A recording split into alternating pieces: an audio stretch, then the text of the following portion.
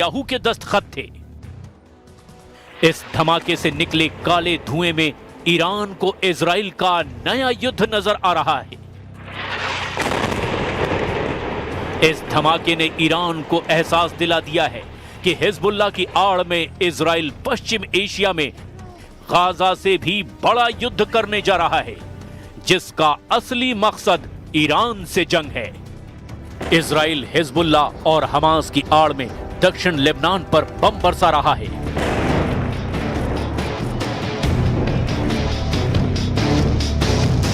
चाहे वो तायर हो या फिर सिदोन, फिलिस्तीन शरणार्थी कैंपों पर इजराइल के टारगेट है। इजराइल का दावा है कि दक्षिण लेबनान में ऐसे टारगेट तबाह किए जा रहे हैं जहां इजराइल के खिलाफ साजिश हो रही है। يوم عظيم ونفتخر في شهدائنا وبإذن الله منصورين ومقاومتنا باقية في إذن الله ولا ننكسر نحن شعب لا يقهر। गाजा के बाद दक्षिण लेबनान पर हमलों ने ईरान को चौकन्ना कर दिया है और यही वजह है कि ईरान एक बार फिर इजराइल को अपनी मिसाइल पावर की याद दिला रहा है। ईरान के विदेश मंत्री अब्बास अरागची ने कहा कि ईरान अब इजराइल के खिलाफ नया युद्ध लड़ने के लिए पहले से ज्यादा तैयार है। अरागची का दावा है कि इजराइल की मिसाइलों की क्वालिटी यानी मारक क्षमता बढ़ गई है, क्वांटिटी यानी तादाद भी बढ़ गई है। अरागची ने कहा कि जून में हुए 12 दिन के युद्ध से ईरान ने बहुत कुछ सीखा है। उसे इजराइल की कमजोरियां पता है, उसे इजराइल की ताकत पता है और दुश्मन को भी पता चल गया है कि अगला हमला हुआ तो वो बचेगा नहीं। सवाल है कि क्या इजराइल पर फिर फटने जा रही है ईरान की मिसाइल? क्या तेल अवीव और हाइफा में फिर इसी तरह होगा हमला?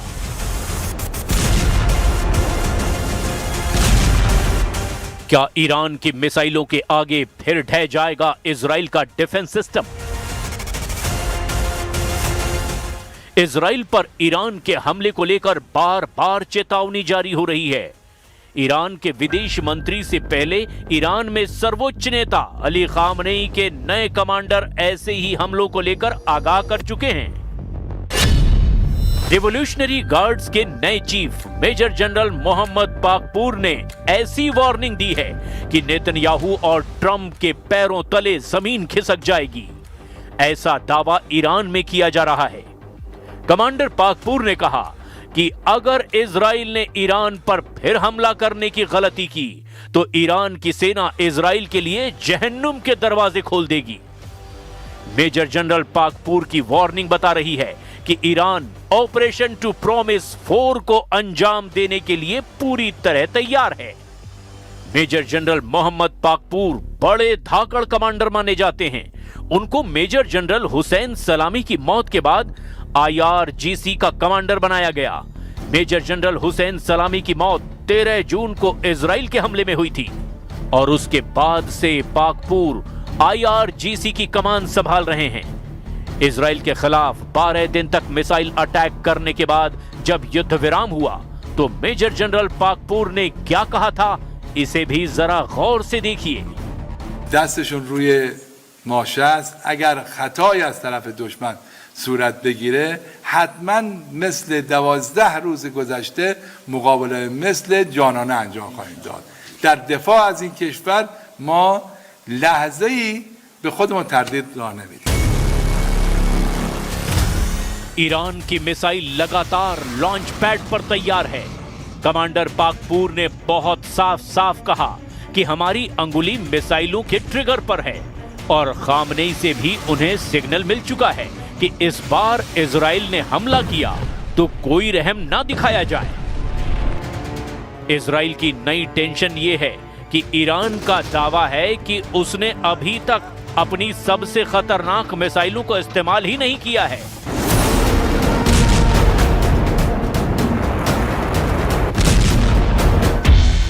लेकिन ईरान से युद्ध को लेकर अमेरिका और इजराइल से लगातार नए नए सिग्नल मिलने लगे हैं।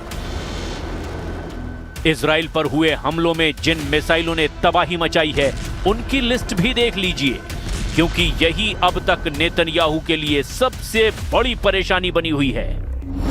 इनमें सबसे खतरनाक फतह 1 और खैबर शिकर मिसाइल शामिल है। इसमें कद्र और इमाद मिसाइल भी शामिल हैं। फतह हाइपरसोनिक मिसाइल की रेंज 1400 किलोमीटर है। खैबर शिकन मिसाइल की रेंज 1450 किलोमीटर है। कतर मिसाइल की रेंज 2000 किलोमीटर तक है और इमाद मिसाइल की रेंज 1700 किलोमीटर है। मिसाइलों को लेकर ईरान की तरफ से ऐसी वार्निंग इसीलिए आ रही है क्योंकि नेतन्याहू और ट्रंप का रुख ईरान को लेकर काफी सख्त देखा जा रहा है। If you look at the Middle East, I would say prior to us hitting Iran so hard, we could have never made that deal because you would have had a dark cloud over the Middle East when we took out their nuclear capability, which was one of the great military maneuvers of all time. It was flawless. You saw that. Trump और Netanyahu दोनों जानते हैं कि Israel पर Iran की जितनी missile गिरी, ऐसे हर धमाके ने इजराइल के मिसाइल डिफेंस सिस्टम का पुर्जा ढीला कर दिया। तेल अवीव से लेकर हाइफा और अशदोद से लेकर बेन गुरियन हवाई अड्डे तक हर मिसाइल हमले ने नेतन्याहू को ईरान पर नया प्लान बनाने पर मजबूर कर दिया। यही वजह है कि नेतन्याहू ने ईरान को घेरने के लिए अब नई तिकड़म लगाई है। नेतन्याहू ने कहा है कि ईरान के मिसाइल कार्यक्रम पर रोक लगनी चाहिए और उसे 480 किलोमीटर से ज्यादा रेंज की मिसाइल नहीं बनाने दिया जाए। मतलब साफ है कि नेतन्याहू ईरान की उन मिसाइलों से घबरा गए हैं जो 1500 किलोमीटर या उससे ज्यादा रेंज रखती हैं, क्योंकि ईरान और इजराइल की दूरी भी 1500 से 1800 किलोमीटर की रेंज में है। और यही वजह है कि नेतन्याहू चाहते हैं कि ईरान के पास 480 किलोमीटर की रेंज वाली मिसाइल हो ताकि वो इजराइल तक ना पहुंच पाए। 13 जून को ईरान पर हमला हुआ था और उसके बाद 12 दिन तक दोनों तरफ से एक दूसरे पर हमले किए गए। हमले रात दिन हो रहे थे। एक तरफ से फाइटर जेट तो दूसरी तरफ से बैलिस्टिक मिसाइल दागी जा रही थी। एक तरफ नेतन्याहू ने कमान संभाली जिसमें अमेरिका से भी पूरी मदद मिली थी, तो दूसरी तरफ ईरान के सर्वोच्च नेता अली खामनी ने मोर्चा संभाला और तमाम मिलिट्री लीडरशिप खत्म होने के बाद फौरन सेना की कमान नए कमांडरों के हाथ में दे दी। और फिर 12 दिनों तक ईरान ने बता दिया कि इजराइल की शुरुआती स्ट्राइक के बाद उसकी मिसाइल पावर बरकरार है। موشک‌ها رو نیروهای مسلح و صنایع نظامی ما آماده داشتن، استفاده کردن، به کار بردن، بازم دارن. لازم باشه در وقت دیگر هم ازش استفاده میکنن. ईरान के तेवर बता रहे हैं कि उसकी मिसाइल फिर तैयार है और ईरान पर फिर से हमला हुआ तो तेल अवीव और हाइफा बहुत बुरी तरह दहलेगा। ये वार्निंग ईरान से लगातार आ रही है। ईरान के बड़े बड़े जनरल लगातार इजराइल को वार्निंग दे रहे हैं। ईरान के मेजर जनरल याह्या रहीम सफ़वी, जो सर्वोच्च नेता अली खामनेई के सलाहकार भी हैं, उनका दावा है कि ईरान के पास हजारों मिसाइल और ड्रोन हैं जो खुफिया ठिकानों पर रखे गए हैं और अगर ईरान पर हमला हुआ तो इन सब को इस्तेमाल किया जाएगा। यानी कह सकते हैं कि ये वार्निंग सीधे अली खामनेई की तरफ से आई है। ईरान बार बार ये दावा कर रहा है कि उसने 12 दिन के युद्ध में अब तक अपनी पूरी ताकत का इस्तेमाल नहीं किया है, ना ही अपनी नौसेना और IRGC की गुड्स फोर्स को तैनात किया। और अगर दोबारा युद्ध ईरान पर थोपा गया तो इसका नतीजा इजराइल की संपूर्ण तबाही होगा। तेल अवीव से लेकर हाइफा तक दुनिया ने ईरान के मिसाइल हमलों को देखा, जमीन पर तबाही देखी, बड़ी बड़ी इमारतों को खत्म होते देखा। और ये तस्वीरें नेतन्याहू के कमांड सेंटर से लेकर व्हाइट हाउस में भी देखी गई। इसीलिए ट्रंप ने भी कहा कि ईरान और इजराइल दोनों को इस युद्ध में नुकसान हुआ है और इजराइल ने भी बड़ी चोट खाई है। विदेश मंत्री से लेकर IRGC के कमांडर तक ईरान के तेवर देखकर इजराइल और अमेरिका में हड़कंप मचना तय है, क्योंकि ईरान के विदेश मंत्री ने रूस को लेकर भी ऐसी बात कह दी है जिसका मकसद तेल अवीव से ज्यादा व्हाइट हाउस को तनाव देना है। अब्बास अरागची ने कहा कि रूस से लगातार मदद मिली है और अब ईरान और रूस के रिश्ते, सामरिक रिश्तों की गहराई उनके दुश्मनों को परेशान कर देगी। टाइम्स ऑफ इजराइल में छपी ये खबर भी नेतन्याहू को तनाव देने वाली है, जिसमें बताया गया कि ईरान के परमाणु वैज्ञानिक साल 2024 में रूस के खुफिया दौरे पर गए थे। ये दौरा 7 से 11 नवंबर के बीच हुआ था।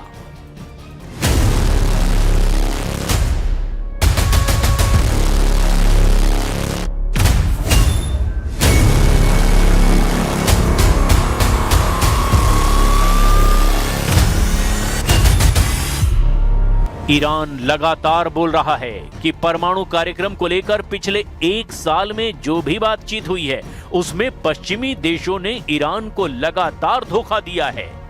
खासकर अमेरिका तो इजराइल के साथ ऐसी साजिश में शामिल हुआ जिसका मकसद ईरान पर हमला था, क्योंकि 13 जून को जिस तरह से ईरान की मिलिट्री लीडरशिप पर हमला हुआ और उसके बाद उसके परमाणु ठिकानों पर बमबारी हुई, उसका पूरा श्रेय खुद डोनाल्ड ट्रंप ले चुके हैं।